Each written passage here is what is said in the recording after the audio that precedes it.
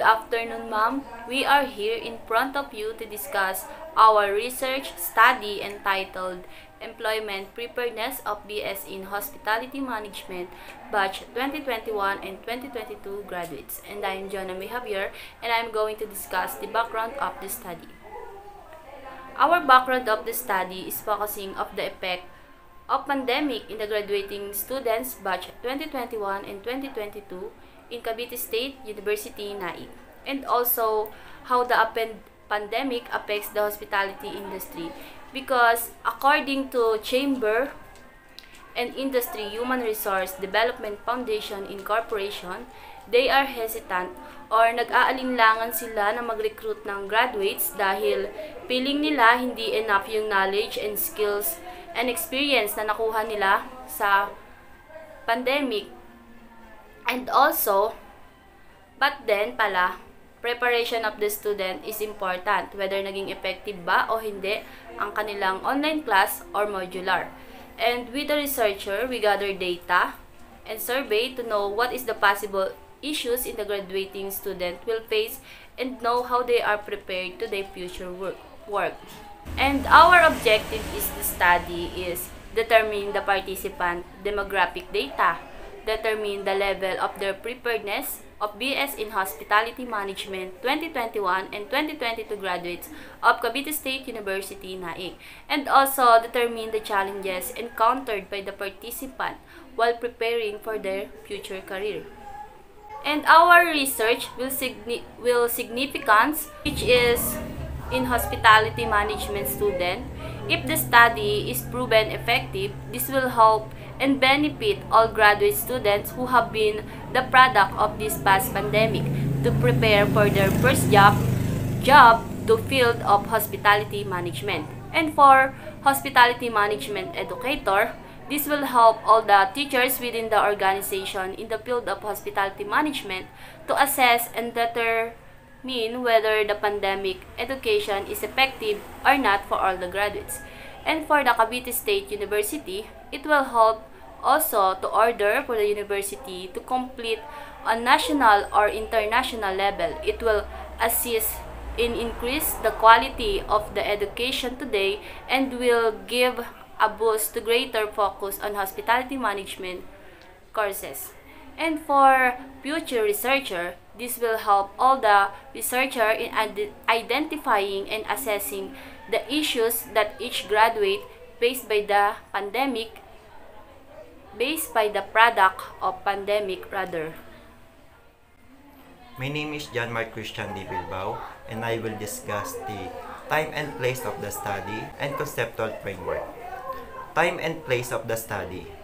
This research will be conducted at Cavite State University, Naic, located at Bukana, Malaki, Naic, Cavite. The researcher will begin during the first semester academic year 2022 and 2023. Discuss how the graduate student prepare for their employment using survey question and to find out what are the most challenging part that makes them strengths and weaknesses despite the pandemic. Ang bawat researcher ay maingat na inaral ang research study na ito sapagkat mapaghahandaan ng mga graduate student ang kanilang unang trabaho kahit sila ay produkto ng pandemic. This research will not benefits them to get an instant job, instead to become prepared for their future consequences in hospitality industry. Conceptual framework. This is the conceptual framework, and the features show the IPO, which is the input, output, and process. Ang input ay nagpapakita na nilalaman ng lahat ng nakalatag sa SOP o Statement of the Problem. Process naman ay ang questionnaire kung saan dito napasok ang paggamit ng RRL na ginamit sa SOP na nag-i-indicate sa survey questionnaire. At ang huli ay ang output. Ito naman ang aming title, which is the Employment Preparedness in BS in Hospitality Management Batch 2021 and 2022 graduates. I'm Kayzee and Diño, discussing Chapter 2, Review of Related Literature. Local study. Due to the pandemic, the Philippines has experienced the longest economic and job expansion. The Philippines' economic has fallen and the income of each each worker has decreased by almost 4.6 average, while unemployment is increasing. The youth are already disadvantaged due to their cooperative lack of knowledge, contact, and experience of work. Because of there will be competition with older workers. This local study is related to our objectives na nagamit namin sa survey questionnaire. I'm Patima Patricio. Review of related literature for foreign. Based on Gallup from 2018, the author says that employment preparedness believe that skills and knowledge are important in job market. Almost 32 college student, pero 43 lang ang napili randomly. As a researcher, research at 34% na students ang naniniwala na sila ay magiging successful gamit ang skills and knowledge. And this study is related to our objectives which indicate to our surveys questionnaires. Second foreign based on McDonald and Sexton from 2018 measures college students' self-perceived employability by asking one item: how confident are you that you will be employed right after graduation? And the answer choices are 1 to 3, which start at not confident to very confident. This survey will help employment preparedness allow to estimate, scale, and evaluate students. Magbibigay din to ng gabay para malaman kung gaano ka-prepared ang bawat students dahil sila ay produkto ng pandemya. And dito po kami nag-base to conduct our survey questionnaire. My name is Vincent Gualvez, discussing Chapter 3, Methodology. This part of the study specifies the details about design of research, which is a descriptive research design will be used in this study, which entails acquiring data and interpreting it in a way that sufficient, correct, and reliable. And the participants of the study, which is a total of 60 students, will be purposely selected to be part of the study by answering the survey questionnaire prepared by the researcher. The survey will be conducted at Cavite State University Naic campus, and the others is local, duration, and sampling techniques. This study uses convenience sampling, whereas participants are selected based on availability and willingness to take a part. And the research instrument, which is the researcher, will be use close-ended questionnaire in gathering data to determine the level of preparedness of Xvsu State University located at Naic, Cavite. I'm Marc Nigoza, discussing data gatherings. To learn more about the current educational system at Xvsu State University, Naic campus, researchers will interview the teacher and students in the BS Hospitality Management Department. To aid and support their research, the researcher will compile pertinent literature from both outside and locally. Prior to delivering the survey form, the researcher will examine and confirm it with their validator. Statistical treatment. The researcher initially determine whether the respondents accurately reflect what they required after gathering the data. The researcher also verified that respondents had responded to all of the survey's questionnaire. The information gathered by the researcher will be interpreted using the tables. Formula. P is equals to F over N times 100, where P defines percentage, N is number of the respondents, and F is frequency of the respondents. The second statistical treatment used in this research is weighted mean and adjectival meaning, where X weighted mean, F is weighted given to each response, and X is number of responses. X1 is the total of number of responses. Presentation analysis and interpretation of data. Number 1. What is the demographic profile of respondents in terms of gender? Out of 60 respondents who take part of the study, 50% or 30 respondents were male, while 50% or 30 of the respondents were female. Therefore, the respondents of this study were equal in a number. Number 2. What is the demographic profile of respondent in terms of age? Out of 60 respondents who answered the survey questionnaires, 0% of or none of the respondents were in the age between 10 to 15 years old, 10% or 6 respondents were 16 to 20 years old, 88.3% or 53 of the respondents said that they are in the age between 21 to 25 years old. 1.7% or 1 respondent was 26 to 30 years of age, and 0% or none of the respondents were in the age between 30 years old and above. Number 3. Shows the number of training seminars that the respondents attended. Out of 60 respondents who answered the survey questionnaire, 18.3% or 11 of the respondents doesn't have any training seminars attended. 41.7% or 25 respondents had 1 to 3 training seminars attended. 25% or 15 of respondents said that they have 4 to 5 training seminars attended. 18.3% or 11 respondents had 6 or more training seminars attended. Number 4. Present the data of the respondent in terms of their works experience.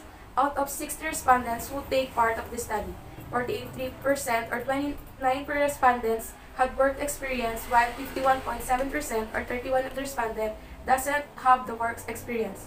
Therefore, the majority of the respondents doesn't have works experience. Last, shows the level of preparedness of the student for employment. Out of 60 respondents who answered the survey questionnaire, 23.3% or 14 of the respondents are very prepared for employment. 3% or 23 respondents are moderately prepared for employment.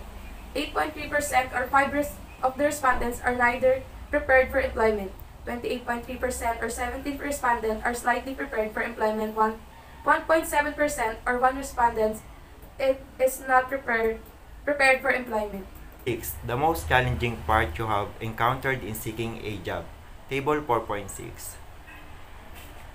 Here the example per influence. A 1 to 5, I define the range or rate of the choices in table 4.6. 60 is a total of response. Here how we use the formula.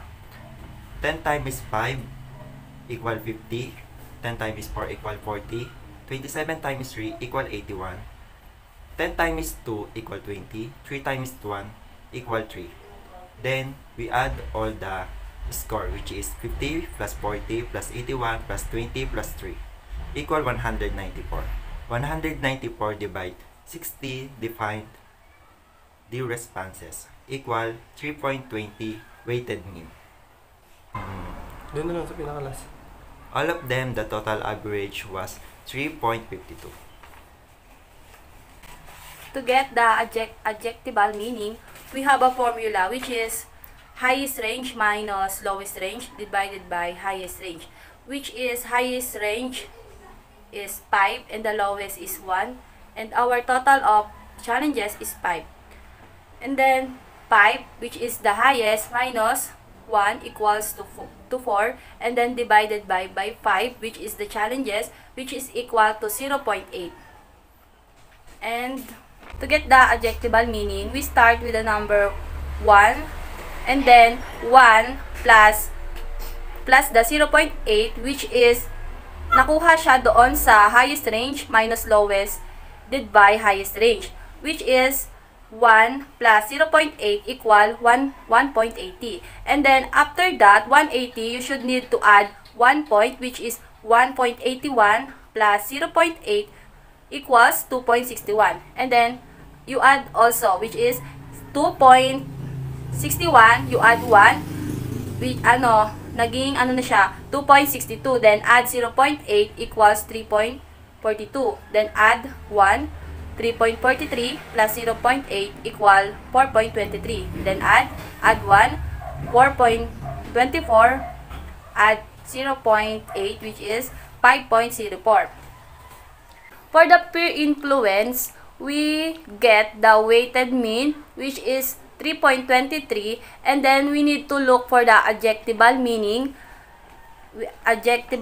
and tumapat siya doon, and the result of our weighted mean for the influence is 3.20, and we need to look for the adjectival meaning, which is the 3.42.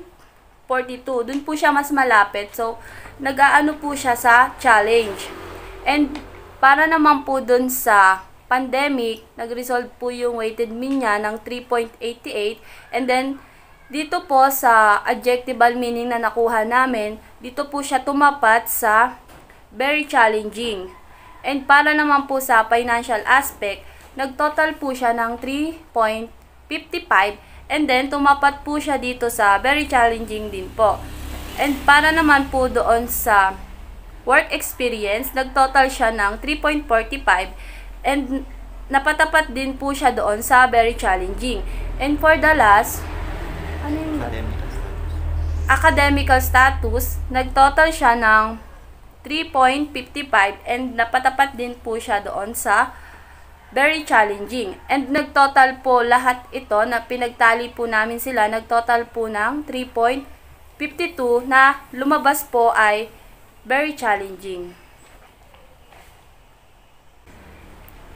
Shows the different challenges in seeking a job. Out of 60 respondents who answered peer influence, 10 respondents said that is the most challenging. 10 respondents for the very challenging, and 27 respondents choose it as challenging. 10 respondents answered slightly challenging, and 3 responded answered not challenging, with the weighted mean over average of 3.20 and with adjectival meaning of challenging. For the pandemic, 25 responded said that it is the most challenging, 11 responded for the very challenging, 19 responded choose it as challenging, 6 respondents answered slightly challenging, and 2 responded answered not challenging, with a weighted mean over average of 3.88 and with adjectival meaning of very challenging.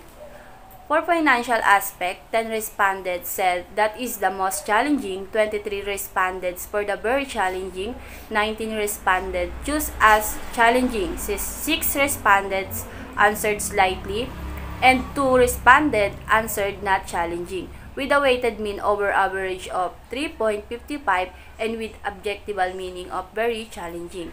For the pandemic, 25 responded said that is the most challenging, 11 responded for the very challenging, and 19 choose as challenging, and 6 answered slightly challenging, and 2 respondents answered not challenging, with a weighted mean over average of 3.88 with the adjectival meaning of very challenging. For the work experience, 11 responded said that is the most challenging, 19 responded for the very challenging, 20 responded choose it as a challenging, 6 respondents answered slightly challenging, and 3 respondents answered not challenging, with a weighted mean average of 3.45 and with adjectival meaning of very challenging.